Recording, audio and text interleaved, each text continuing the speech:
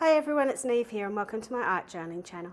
Today we're going to be playing around with our Artist Almanac series and looking at creating some vintage grunge collage. So I'm starting off on this page by just chucking down a whole heap of vintage text. You can see a whole part of in the background. When I was doing this one, usually I really don't care how I tear them out, but in this case I actually wanted them to be quite shaped. I wanted them to have sort of almost like brickwork effect. So they've got the different shapes and sizes because that was going to help me play into the background with the inspiration I had for the page. So I'm also using a tinted gel medium, so that's why everything's got this sort of vintage look to it. This is, I don't know if they sell it anymore, but a Tim Holtz, I think it was just called vintage gel medium.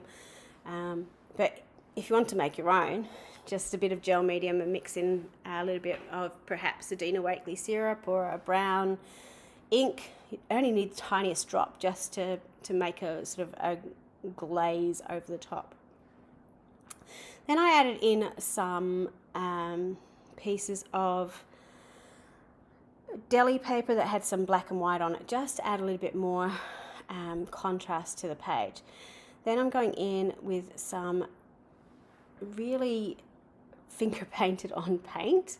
So I've got a little bit of the mineral, so that light blue colour, and then some olive green.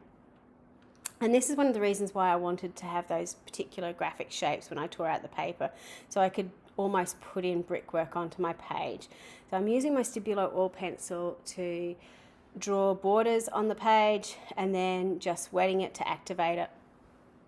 Now you just need to be aware that if you do this mid-layer, like I'm doing here, and add any water effects over the top, that your Stabilo oil pencil will reactivate. So I know that that's going to add to the sort of grungy effect of my page, and I don't mind, but some people, it may not be what you want. So just be aware if you're putting water reactive media in between layers, it is going to react in some way. So because I didn't want to be too dark, I, instead of using black, used a Payne's grey colour, which is like a very dark warm grey. Then I'm going in with my gloss gel medium. So I had a little bit of cheddar and a little bit of ancient, just to add in a little bit of glimmer, and again some of those yellowy tones. So you can see here, this is the page I was inspired by, with sort of the brickwork effect in the background. And you can see sort of how I've chosen the colours that I've chosen. While I like that sort of bluey tone to it, I wanted to have more of those yellowy, blacky colours coming through. So that's why I'm sort of building up the layers of the greys and the cheddar colour. Just using my stencil to get those sort of stenciled shapes in the background. Because I'd lost that brickworky effect, I've gone back in with my Stabilo oil pencil to draw those back in again. And then I decided I wanted to put some drips on the page, because why wouldn't you have drips? Drips are always fun to have on a page, especially when they go everywhere. So just have a piece of paper ready to go when you're ready. Because the white was a bit too white, I've gone back over with some of that yellowy tone, ochre, that's the colour that I'm thinking of, to sort of blend it in again. And that gives those visual triangles too, with the circles on the page. You've got them in the background in the stenciling, and then I've got some towards the front. It's a good juxtaposition with the square shapes or the rectangular shapes in the background as well. So I'm just drying off my ink a little bit and then putting in some shadows on the inside of those drips, just to help really push them out a little as well. So you can really sort of play around with your proportions by adding in some shadows onto your page. Then I'm just going to respray it, because again I've used the Stabilo oil pencil, so you can sort of have it dripping down the page and adding those layers. So there's no right or wrong to this. You can start or stop wherever you want. There is a stage with all pieces like this where it's sort of going, oh my God, have I ruined it? Usually you just have to keep working after that.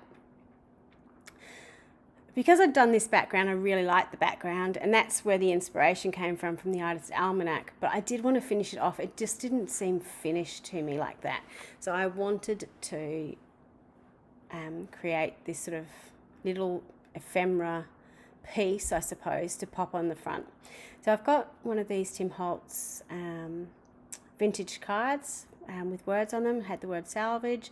I'm going into his clippings stickers, which I just cut out of old books. So you've got those sort of vintage colory texts that we've got in the background as well. Adding on some other words to the page just to add a bit more to the word salvage, or at least make it tell a bit more of a story. Then I'm going in and adding some stamping to it as well. So don't feel that you can't alter these pieces. You can always add more. With a lot of my papery doll type things, if I add them onto a page, I always like to add wings to them. It just appeals to me. I was really keen to add that map on, but in the end I got some common sense and didn't. I'm really glad I chose not to put that on in the end. So there's sort of my little collage-y piece, just outlining it with my Stabilo oil pencil again, just to give that shadow work to push it out from the background. You can, if you feel that you've put too much on, you can water it down and wipe it away. So it's a really great way to control how dark it is. So there's the original piece. When I'm doing this series, I was really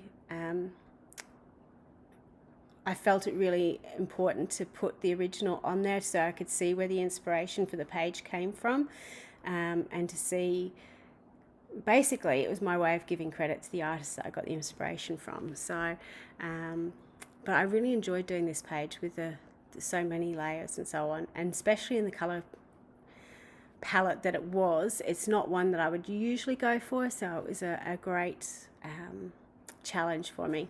So I hope you have a go at something similar too. Thank you so much for watching, and until next time, bye for now.